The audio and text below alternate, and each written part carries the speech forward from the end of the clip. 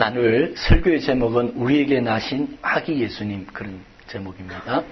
이사야 9장 6절 말씀입니다. 두 번 읽어보겠습니다. 이사야 9장 6절 두 번 읽어보겠습니다. 다 같이 읽겠습니다. 이는 한 아기가 우리에게 낳고 한 아들을 우리에게 주신 바 되었는데 그 어깨에는 정사를 메었고 그 이름은 기묘자라 모사라 전능하신 하나님이라 영존하시는 아버지라 평강의 왕이라 할 것이니라. 이는 한 아기가 우리에게 낳고 한 아들을 우리에게 주신 바 되었는데 그 어깨에는 정사를 메었고 그 이름은 기묘자라 모사라 전능하신 하나님이라 영존하시는 아버지라 평강의 왕이라 할 것입니다. 사도 바울은 자신이 받은 복음을 또 자신이 받아서 전하는 이 복음을 성경대로 그리스도께서 우리 죄를 위해 죽으시고 성경대로 그리스도께서 3일 만에 부활하신 것이다. 이렇게 설명을 했습니다. 여기서 성경은 구약 성경을 말합니다. 예수님께서 십자가에 죽으시고 부활하신 것은 그냥 이루어진 것이 아니라 구약 성경의 예언대로 구약 성경에 기록된 대로 그렇게 된 것이다. 그렇게 말씀했습니다.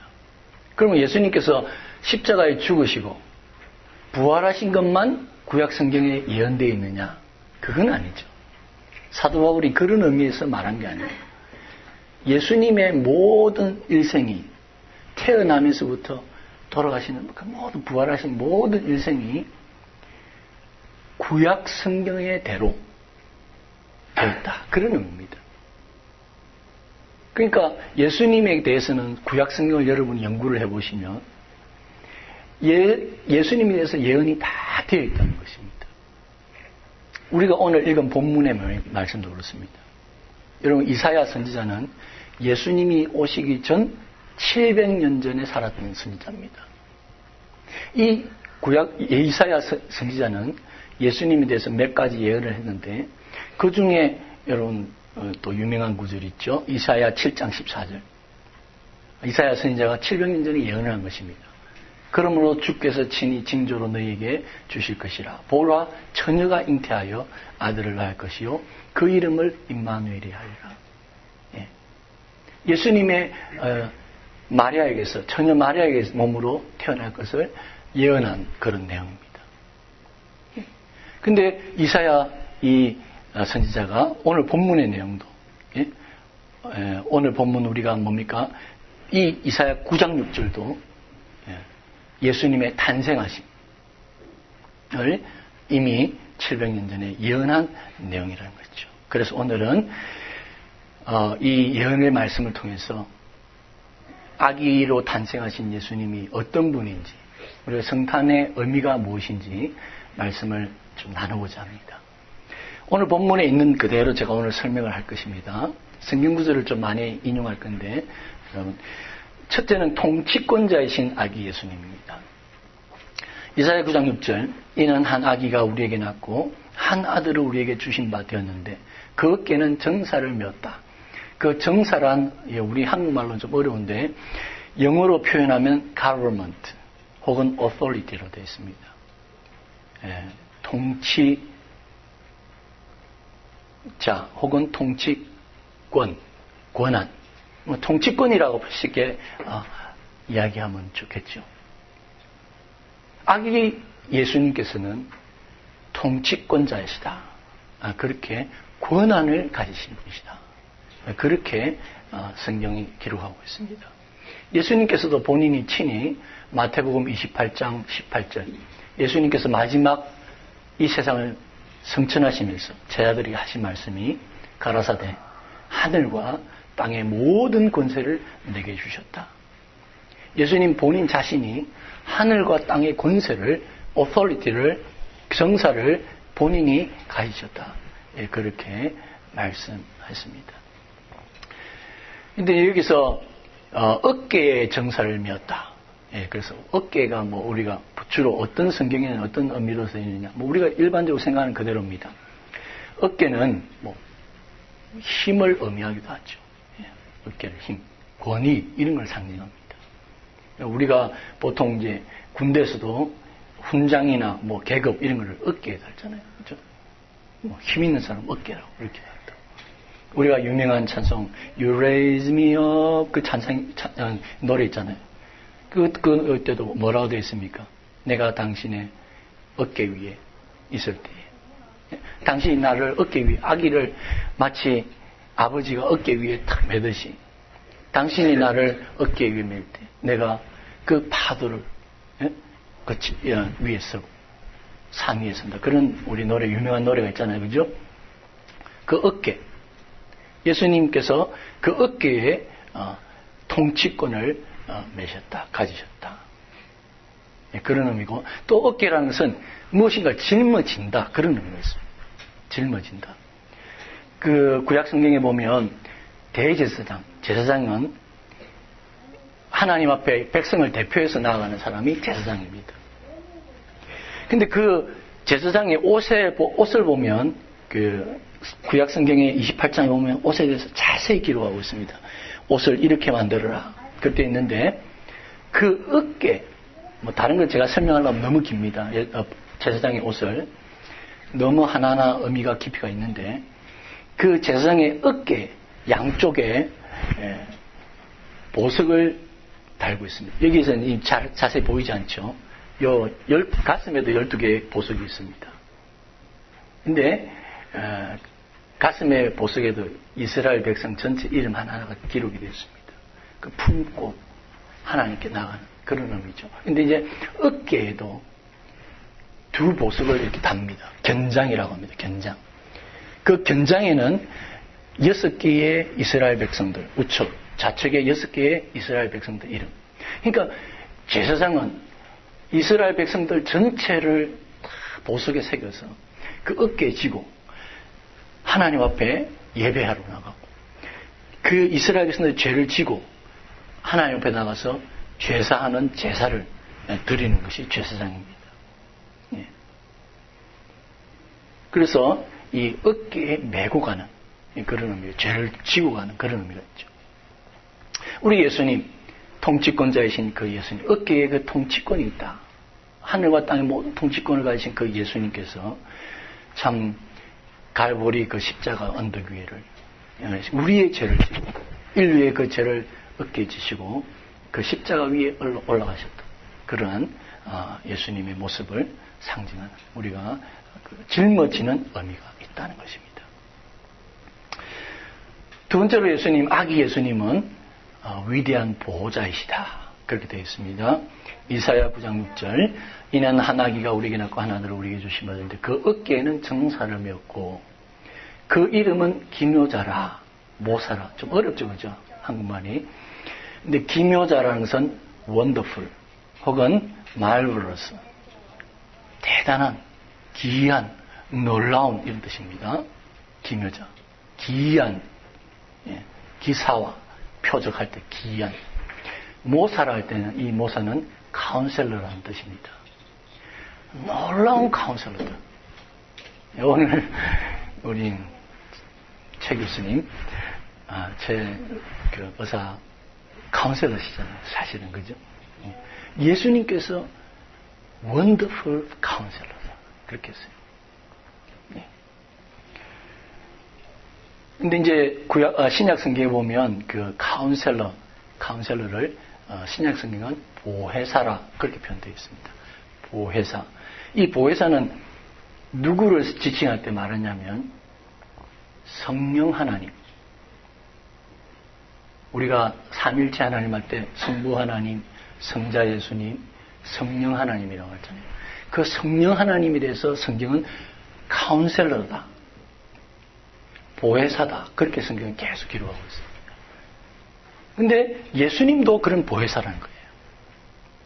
요한복음 14장 6절, 16절이죠. 예수님 말씀입니다. 내가 아버지께 고하였으니 그가 또 다른 은하들, 또 다른 보혜사를 너희에게 준다. 영원토록 너희와 함께 있게 하시리라. 예수님이 보혜사세요. 예수님이 카운셀러예요. 근데 내가 이제 성천하고 이 땅을 떠날 거니까 another counselor, 또 다른 보혜사를 보내주겠다. 그렇게 그분이 성령 하나님이다. 그랬어요. 그러니까 예수님이 보혜사시죠. 보혜사. 보혜사는 그 헬라어로 파라클레토스라고 합니다. 파라클레토스는 파라라는 옆에 이런 뜻입니다. 항상 옆에서 같이 있으면서 무슨 말하면 대신 도와주고 변호사처럼, 변호자 이런 뜻입니다. 좋은 자, 또 옆에서 지혜를 주고 가르쳐주고, 그리고 보호자, 그게 파라클레토스입니다. 예수님, 아기 예수님은, 이 땅에 오신 그 아기 예수님은 위대한 변호사, 우리의 위대한 보호자가 되신다. 그렇게 말씀했습니다. 성자로 전능하신 하나님이신 아기 예수님이 되었습니다. 제가 계속 반복해 있네요. 예. 하나기가 우리에게 낳고 하나들을 우리에게 주신 것. 그 깨는 정사를 맺고 그 이름은 기묘자로 못살아 전능하신 하나님이라. Mighty God이다. 참 좀 놀라운 말씀이에요. 사실은 그 연약한 그 아기, 그 아기를 주셨는데 그 아기가 전능하신 하나님이라. 정말 이 참 놀라운 말씀. 이해하기 힘든, 인간적으로는 그런 말씀이에요. 동방으로부터 오신 그 박사들이 왜 그 갓난아기, 누울 자리 없어 그 가난한 그 아기, 누울 자리가 없어가지고 집도 없고 방도 없어가지고 마구간에 태어났잖아요. 마구간에서도 그 말밥통, 말밥통, 냄새나는 그 말 구유에 태어나야 하는, 어떻게 보면 너무나 낮고 낮은 위치에 온 그 연약한 아기, 그 아기에게 동방박사들이 그렇게 엎드려 경배하고 절하고 예물을 드렸던 그 이유를 여기서 우리가 짐작할 수 있는 그런 내용입니다. 그분이 전능하신 하나님이라고 하죠.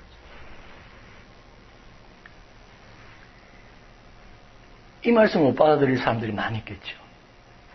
이 세상에는 우리가 사도신경 오늘도 고백했죠. 전능하사 천지를 만드신 하나님 아버지를 내가 믿사오며 그 외아들 우리 주 예수 그리스도를 믿사오며 그 전능하사 천지를 만드신 하나님 아버지, 그 하나님이 예수 그리스도가 그분이시다. 성령을 믿사오며, 사도신경은 사실 성부 하나님, 성자 예수님, 성령 하나님 세 분을 믿는다는 고백입니다. 근데 그분이 다른 분들이 아니고 한 분이시죠. 그걸 우리가 기독교의 독특한 교리인 삼위일체다, 트리니티다 그렇게 되어 있습니다. 논리적으로는 이해가 안 됩니다. 삼위일체가. 그러나 우리가 그것을 믿을 수밖에 없는 것은 성경이 그렇게 가르치고 있기 때문에 우리는 그렇게 믿을 수밖에 없어요.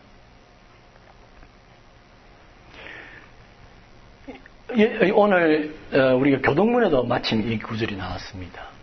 교동문에도 요한복음 1장에 제가 쭉 읽어보겠습니다. 태초에 말씀이 계시니라. 이 말씀이 하나님과 함께 계셨고 이 말씀이 곧 누구라고요? 하나님이시라고 했어요.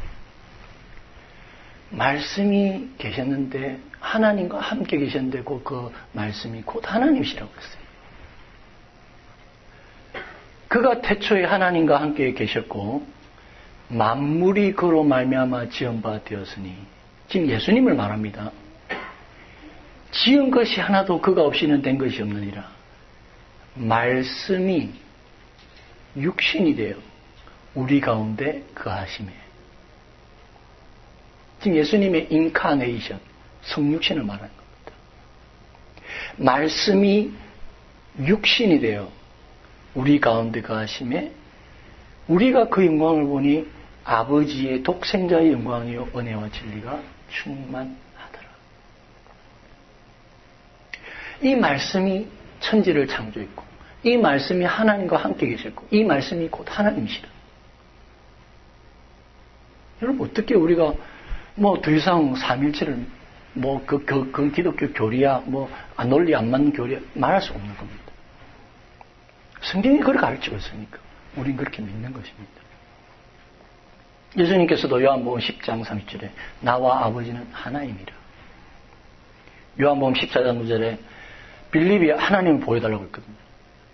가라사대 예수님께서 말씀하신 빌립아 내가 이렇게 오래 너와 함께 있을 때 네가 나를 알지 못하느냐 나를 본 자는 아버지를 보았거늘 어찌하여 아버지를 보이라 하느냐.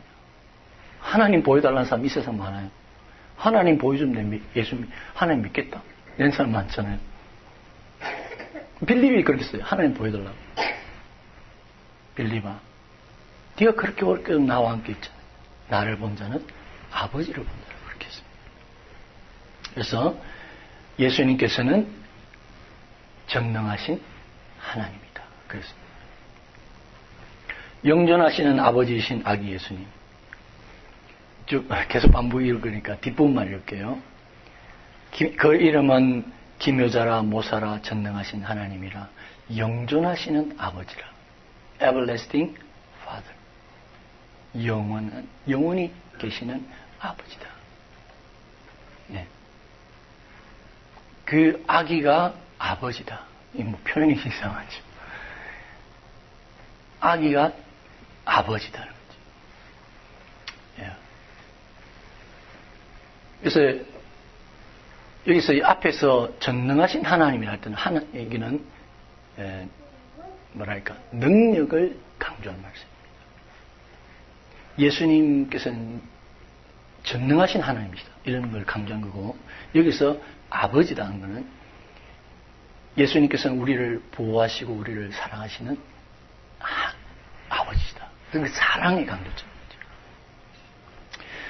예수님께서도 그렇게 말씀했습니다. 28장 20절에 이 땅을 떠나면서 마지막으로 볼지어다 세상 끝날까지 너희와 항상 함께 있으리라. 예수님 말씀. 내가 너희와 영원히 항상 함께 있으리라. 예. 그래서 여러분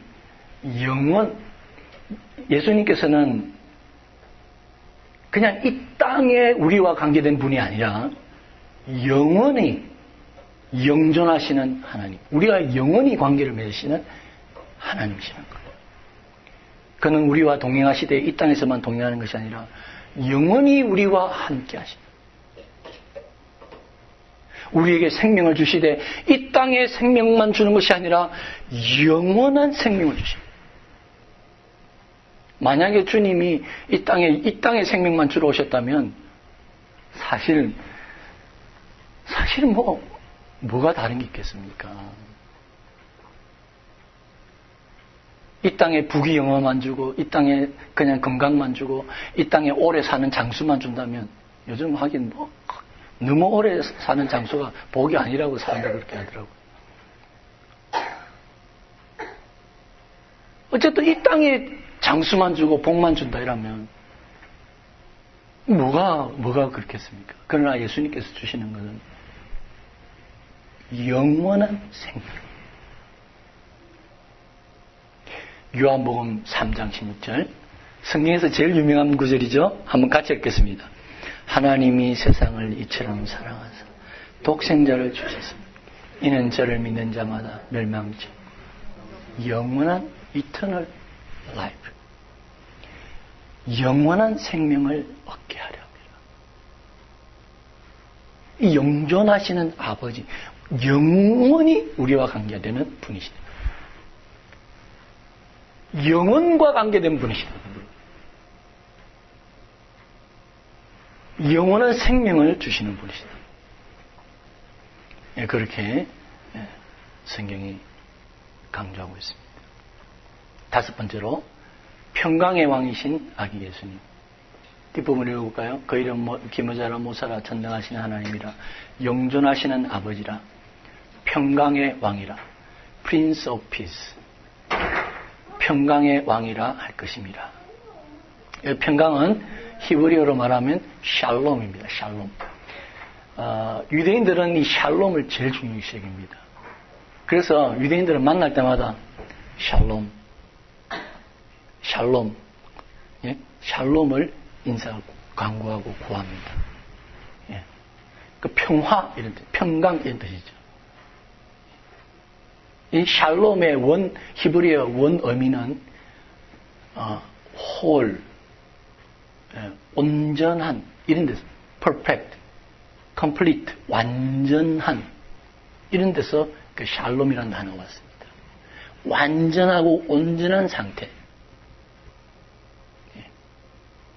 우리 인간은 불완전하죠, 이 세상은. 그래서 그 완전을 추구하는 거잖아요. 그 샬롬, 그게 피스의 상태는 완전함의 상태입니다. 사실 제가 자녀들 3명이 있거든요. 3명의 이름을 은혜, 평강, 긍휼 이렇습니다. 이 세 이름은요, 성경에서 그냥 그대로 딴 겁니다. 뭐 은혜와 평강과 긍휼이 너에게 있을지어다.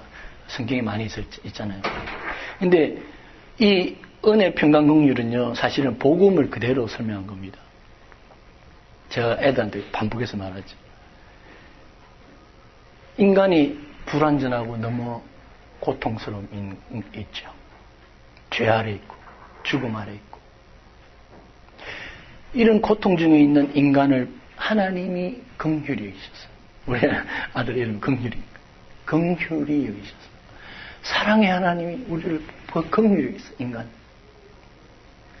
그래서 그 아들 예수님을 보내셔서 십자가에 죽게 하셔서 하나님의 온전 은혜로 값없이 우리를 구원해 주셨어요. 딸 이름이 은혜거든요. 그래서 우리가 구원받은 그 상태, 또 우리가 영원한 천국에 들어가는 그 상태, 그러니까 피스, 샬롬. 예? 구원의 그 상태가 샬롬, 피스예요. 그 피스의 왕이 예수 그리스도다. 사람들은 그 샬롬을 갈구하고 추구하지만 예수님은 프린스 오브 피스이기 때문에 피스를 바로 주시는 분이죠. 요한복음 14장 27절. 우리 다 같이 한번 읽어볼까요? 예수님 말씀입니다. 평안을 너희에게 끼치노니 곧 나의 평안을 너희에게 주노라. 내가 너희에게 주는 것은 세상이 주는 것 같이 아니하니라. 너희는 마음에 근심도 말고 두려워하지도 말라. 내가 너희에게 평안을 준다.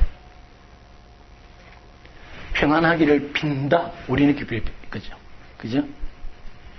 Peace be with you. 이렇게 편지적을 드려. 예수님은 그렇게 하죠. 준다. 평화의 왕이신 예수님은 평안을 주시는 거죠. 샬롬. 내가 주는 평안은 세상에 그 돈이 있을 때 좀 평안, 건강할 때 좀 평안, 그런 평안이 아니에요. 세상의 평안은 틀립니다. 내 평안을 너에게 주노니 두려워 말고 염려하지 마라. 예수님 그렇게 말씀했습니다.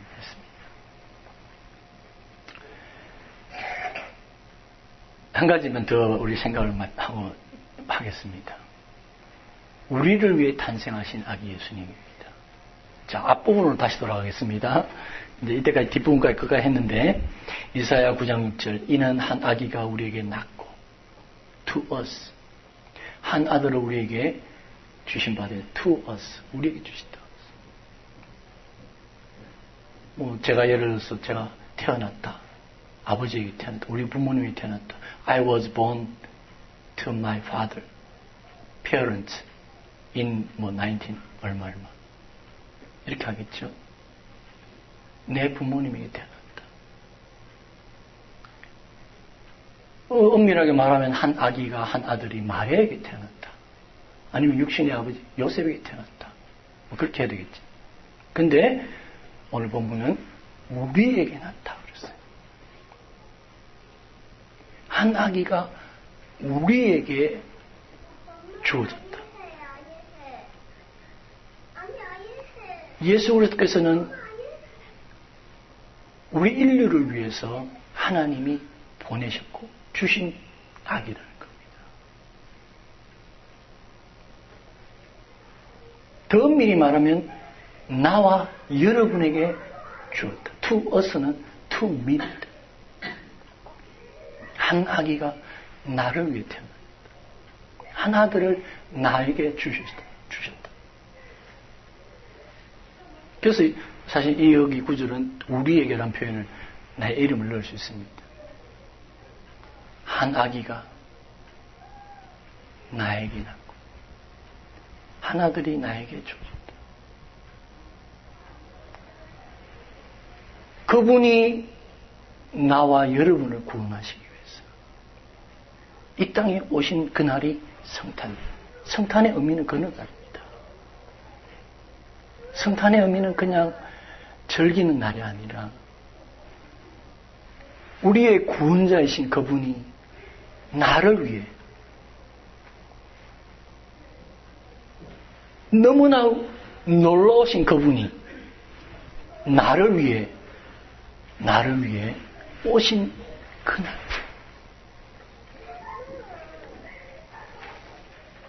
그래서 여러분, 우리는 성탄절에 정말 주님을 생각해야 되겠습니다. 예수 그리스도가 성탄절의 주인이 되어야 되죠. 그런데 오늘날 보십시오. 성탄절은 예수가 주인이 더 이상 안 돼요. 예수님은 그냥 아기 예수님은 액세서리. 예? 요즘은 예수님을 안 믿는 사람이 더 막 흥겨워서 좋아하는 그런 명절이 되어버렸어요. 크리스마스. 안타까운 일이죠. 여러분, 성탄절은 하나님이신 그분이 전능하신 하나님, 영존하시는 아버지, 평강의 왕인 그분이 나를 구원하시기 위해 오신 그날입니다. 여러분, 이것을 꼭 기억하십시오. 이제 우리 신나리 교수님도 이제 한국 돌아가실 날도 이제 얼마 남고, 그래서 그런데, 사실 한 가지를 점검하고 싶어요. 여러분, 제가, 제 설교를 어떤 분은 여기 앉으신 분도 2년 넘게 들으신 분도 있습니다. 제 설교를. 1년 넘게 들으신 분도 있고, 이제 신나리 교수님도 거의 1년 정도 들으셨는데, 여러분, 사실 설교 몇 번 들어보면요, 저 목사가 무슨 생각하고 있는지, 무슨 가치관을 갖고 있는지, 뭘 주장하고 있는지 많아지 않습니까?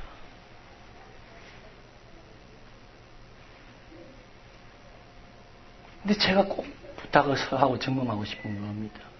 제가 이렇게 설교를 요리하든지 저렇게 설교를 요리하고 여 본문을 따내고 저 본문을 따내고 온갖 본문을 따내서 설교를 해도 여러분 한 가지만 기억하십시오. 예수 그리스도 그분이 나의 구주가 되신다는 것. 그걸 전하고자 하는 것입니다. 제가 전하고 싶은 게 그겁니다. 이렇게 전한 적이 많죠, 다양하게. 그러나 제가 전하고 싶은 게 그것입니다. 여러분, 훌륭한 교수님들 계신다고 책 한번 보십시오. 책 몇 권만 읽어보면, 예? 그 교수님 사고가 이분이 지금 뭐를 생각하고 있는가, 무슨 사상을 갖고 있는가, 뭘 주장하는가를 딱 나옵니다. 몇 권만 읽어보면. 맞죠? 이제 유명한 의사분들도 유튜브에 몇 개 유튜브 동영상을 보면 저 의사 선생님은 뭘 강조하고 있구나. 이것도 설명하고 저것도 어떤 때는 음식을 설명하고 운동을 설명하고 여러 가지 설명하지만 이분은 전부 돌아가는 다 어디로 가요? 자기가 주장하는 핵심이 있어요. 다 그래요. 그게 눈에 팍 들어옵니다. 여러분, 성경도 그렇잖아요. 성경도 그렇게 두꺼워도, 뭐, 이삭 이야기, 야곱 이야기, 아브라함, 뭐, 다니엘 이야기, 뭐, 예수님 이야기, 뭐, 바울 이야기 쭉 넣어지만은, 성경이 보면 딱 핵심이 나오잖아요. 뭘 말하는 것을 알 수가 있잖아요.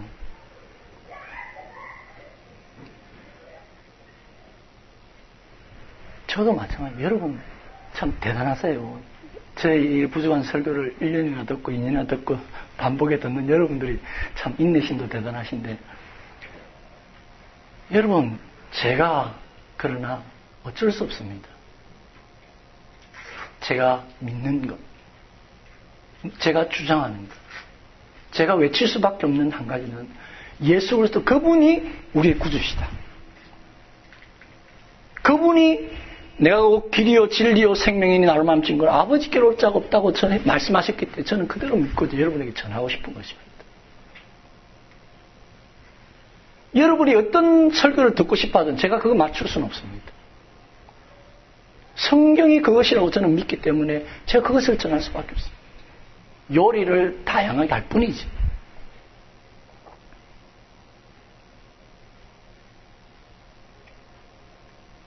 그게 성경의 기독교 핵심이 아닙니까?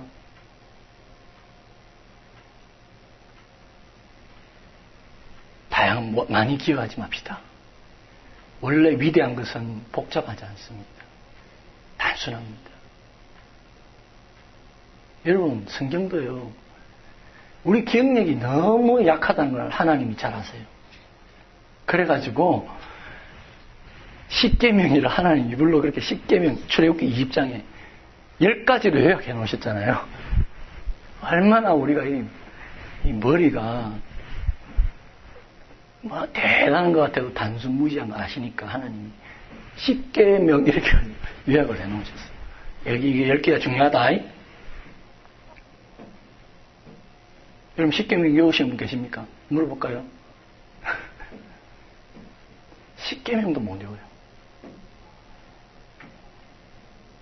우리 머리는요, 대단한 것 같아도 십계명도 못 외웁니다. 그래서 또 요약을 해놨죠. 그게 뭡니까? 2가지로 요약해놨죠, 성경은. 첫째, 십계명 앞부분은, 첫째는 목숨을 다해서 주 하나님을 사랑하라. 뒷부분, 십계명 뒷부분 뭐예요? 내 이웃을 내 몸까지 사랑하라. 예. 십계명 10개도 못 외우니까 2가지로 요약한 거 아니에요, 성경이. 2가지도 잘 기억 못하니까 여러분 못하는 사람도 있죠. 저도 가끔 까먹고. 그러니까 한 가지로 요약은 뭐냐면 성경은 하나님은 사랑이시라. 성경이 그렇게 하잖아요. 하나님은 사랑이시라. 한마디로 또 그 표현이 있죠. 여러분 우리 그렇게 우리 못 외워요. 핵심을 붙잡아야 되는데 늘 핵심을 놓쳐요. 자, 여러분 성경의 핵심을 붙여봅시다. 하나님이 우리를 사랑하사 사랑의 그 하나님이 독생자를 주셨어요. 그 독생자 예수 그리스도를 주셨다. 그래서 믿는 자마다 영원한 생명을 얻게 했다. 예수 그리스도 그분이 우리의 구원자이시다. 이거 하나 붙잡읍시다, 여러분. 예? 잊지 마세요, 제발. 이게 없으면 기독교가 아니에요, 여러분.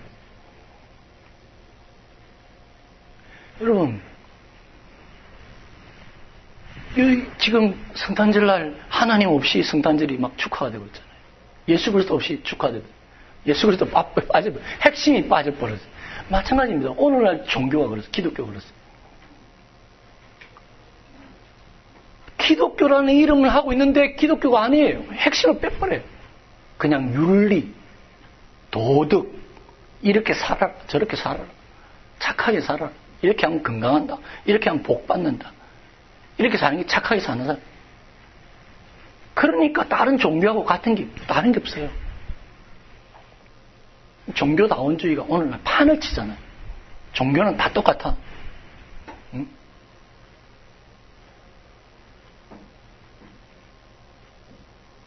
그 이유가 뭡니까? 핵심을 빼버린 거예요, 핵심을. 아이덴티티가 무너진 거예요. 기독교의 아이덴티티가 무너진 거예요. 기독교의 아이덴티티는 뭡니까? 이슬람의 아이덴티티는 마음에 뜨잖아요. 불교의 아이덴티티는 부처잖아요.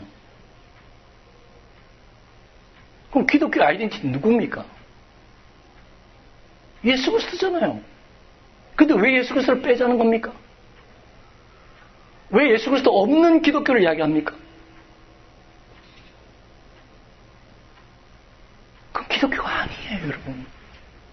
기독교가 아니에요.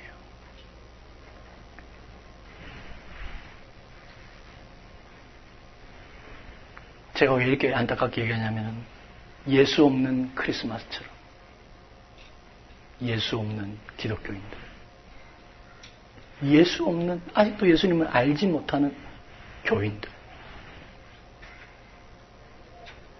예수 없는 기독교를 찾아 나서는 사람들, 부단히 찾는 사람들 너무 많아요. 그래서 제가 다시 한번 이 성탄절에 그 주인공을 다시 한번 생각하자는 겁니다. 말씀을 이어가겠습니다. 아기 예수님은 나와 여러분을 구원하시려고 이 땅에 오신 통치자, 놀라운 보호자, 전능하신 하나님, 영존하신 아버지, 평강의 왕이십니다. 진심으로 예수 그리스도를 마음에 영접하고 그 앞에 동방바사처럼 엎드려서 나의 주, 나의 하나님, 그렇게 예수 그리스도 앞에 엎드려서 마음으로 엎드려서 그분께 경배드리는 그런 여러분 되시기를, 복된 성찬절 되시기를 주님의 이름으로 축원합니다. 잠시 기도하겠습니다. 기도할 때 아무거나